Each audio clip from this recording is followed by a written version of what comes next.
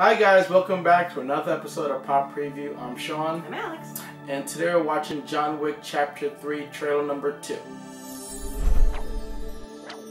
Yes, well, surprise everyone. I just watched the first John Wick, Literally. which I had not seen until right now. So hang on, so if you've been following the channel, we did a review for the first trailer for John Wick Chapter 3, and it was revealed that Alex has not seen Part 1 or Chapter 1 or Chapter 2 of John Wick. So I just showed her John Wick Part 1. So before we watch the trailer, let's get Alex's feelings of John Wick 1. Okay, I have like a few feelings. Number one, that was fun. Yes. Like, I was watching the first few scenes and I was like, first of all, I was really sad. And then I was like, this is really cheesy. I feel like I've seen this before. Like, kind of like stereotypical sort of like drama. And then, like, as I kept watching it, I started to feel like, oh, I get it now. Like, I understand the style that the director's going for. I understand the style that the cinematographer's going for. Like, I understand that the downpour of rain that's, like, absolutely a ridiculous amount of rain is sort of like a callback to, you know, sort of that type of movie from earlier when that was normal. You know, like, just this sort of over-the-top feeling. I made a comment to Sean about the cinematography, about how it reminded me so much of the first Mission Impossible, where if you watch it again, you'll notice that there's just like a lot of color in it, like very dramatic, like moonlight is like super blue, just kind of stuff like that. And I was really starting to appreciate not only the stunts, but just the color, the way it was shot, the editing. Edited by a woman, which makes me happy. I don't know, I really enjoyed it and kind of got me excited to see the next one and then of course the third. Yeah, so I mean, I'm glad that you enjoyed it. So before, hopefully if there's a third trailer or at least before the third movie does come out, you will watch Part 2. I will. Yes. So now that we got that out of the way, let's watch the trailer and let's see what we have. Okay.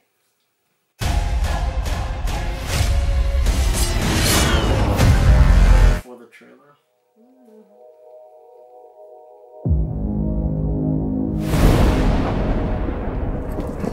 You have no idea what's coming. Mr. Wick broke the rules. I trust you understand the repercussions if he survives. John Wick, excommunicado, is now in effect. You shouldn't be here. Nice suit. Good to see you too. I need your help. After this, we are less than even. There's no escape for you. The High Table wants your life. Would you help set the mood for our new guest? Let us begin. Our service is still off limits to me. What do you need? Guns. Lots of guns. I knew he was gonna say that. Yeah. It's John Wick, you know? It's guns. You think you can take John Wick? You've got a nasty surprise coming. I've been looking forward to meeting you for a long time. And so far, you haven't disappointed. We can keep this up as long as you'd like. But this only ends one way.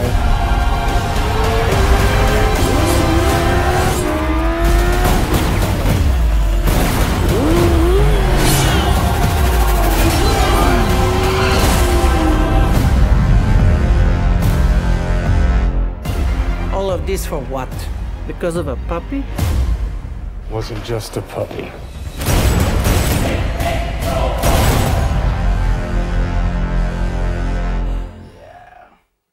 Oh man, okay, so like having just watched the first one, there's a few things that I noticed. So number one, they've really stuck with the visual style. I don't know if it's the same cinematographer. I think it is. Okay, but it definitely has that same colorful, sort of neon, like grungy, but also really brightly colored look, which I really find unique, and I really like that. Obviously, there's still like some really awesome like stunt moments, like set pieces. Yeah. Third thing I noticed, they have a lot more money, I think, for this one.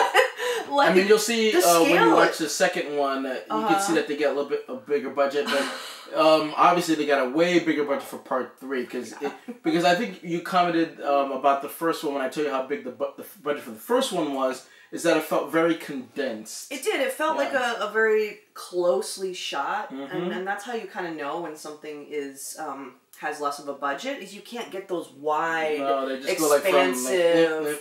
Yeah, you're just kind of like right here, you know, the whole time, and I definitely did notice that. I mean, it still worked because I think it like played into this feeling of like claustrophobia, like closing in on your enemy, and like where are they?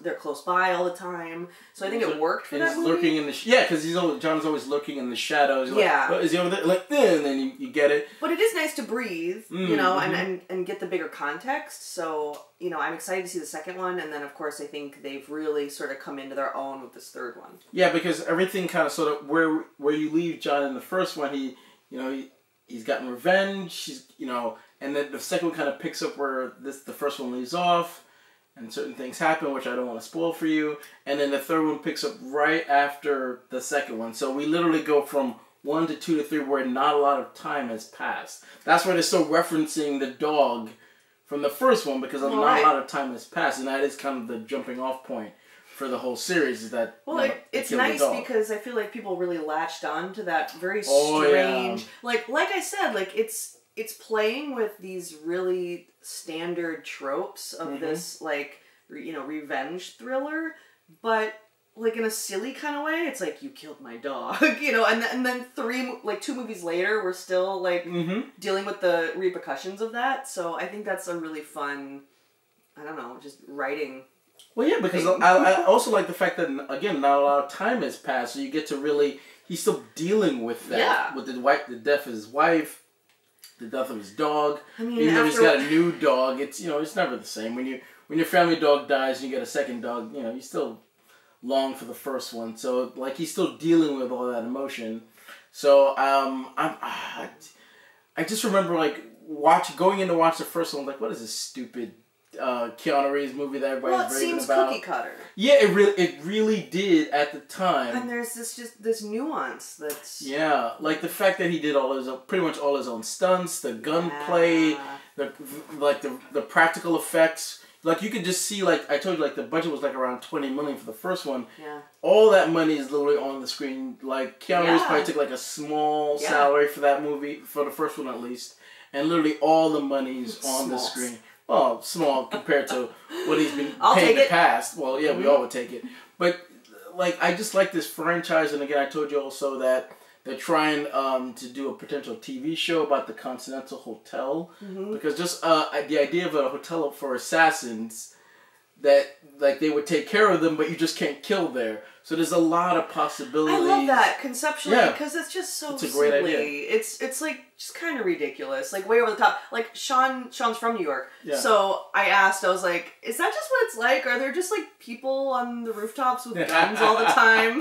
Like certain parts. I don't know. Certain parts. Maybe, but they made it seem like it was like, oh, this is just the city. This is the underground. Like this is what we do here. Yeah, absolutely. And so that was kind of. It was a nice underbelly of the city, like it's just so great. So I'd be interested in see that. And there's rumors that if it does work, that Keanu would cameo or at least be in one of the 2 of the episodes. So that would be nice. Yeah. So hopefully that does work. I'll be looking forward to seeing that. But John Wick 3 is definitely a must see. So are you excited to see part 2? Yes. Well, because I'm just curious on how it can be heightened. Yeah. Like, that's always my question when you're doing sequels, is like, how can you take the stakes and raise them?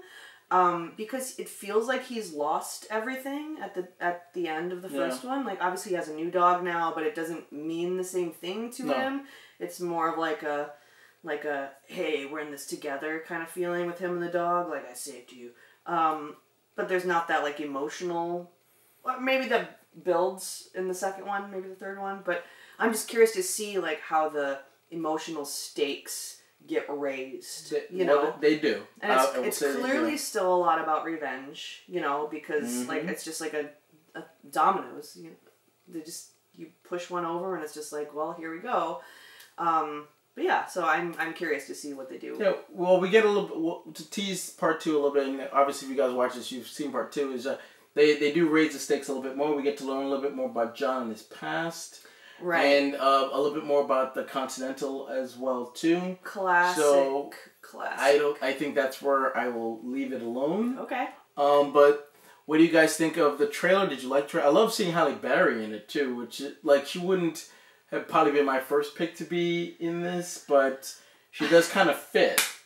Yeah, well, like I said, I mean, I feel like they're dealing with a completely different set of rules. And ironically, because they talk about the rules a lot in terms of this, like, Assassin Underground, but just in terms of making this type of movie, they're dealing with a certain amount of rules, a certain amount of money, and it did so well that I'm not surprised if, like, some actors are sort of like, hey, can I put my name in for this? Yeah, like, so let me jump in. This seems like a lot of fun. Yeah, exactly. And Halle Berry, I don't know, what is the last thing that she really did? I'm not actually quite sure. Like on a big scale, it's been some time. I mean, she was in the Kingsman movie, but that's right. Yeah, I didn't even see that one. But yeah, maybe she's looking for more roles kind of like this, because it seems like that's kind of the trajectory she's been following. So maybe whoever her manager is kind of trying to fit her into these kind of roles. I think it's gonna work. Yeah, it's nice to see her kick some ass, and obviously there's gonna be a lot of dogs in play here. So I mean, like, she's gonna have a killer dog. Circle, yeah, like bring it all together. Dogs get revenge for the other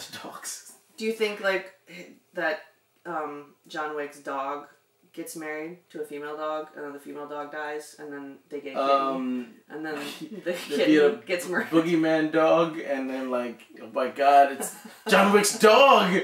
No! And all the other dogs get scared. It's John Wick's dog's dog. No. Yeah, that's true. And then all the other dogs get scared. Like they go to the pound and they're like, no! There's got to be like a spin-off on you know, Cartoon Network or something. That'd be a dark cartoon. Anyway, we live in weird times. Yeah, well, that's true. Alright, what do you guys think? Did you like the second trailer? Do we think we need a third one? I don't think so. Like, we get the sense of the movies before it and this one. I don't think we need a third one, but we might get one. Considering this comes out in the middle of May, we might get a third one, but I wouldn't be surprised this is the last we see of it before then. But if it is, I guarantee you, Alex, we'll see the second one before we see the third one. And we will definitely do a review of the movie when it does come out. But until then, also like, subscribe, do all those great things. Comment below. Let us know what you thought about this trailer.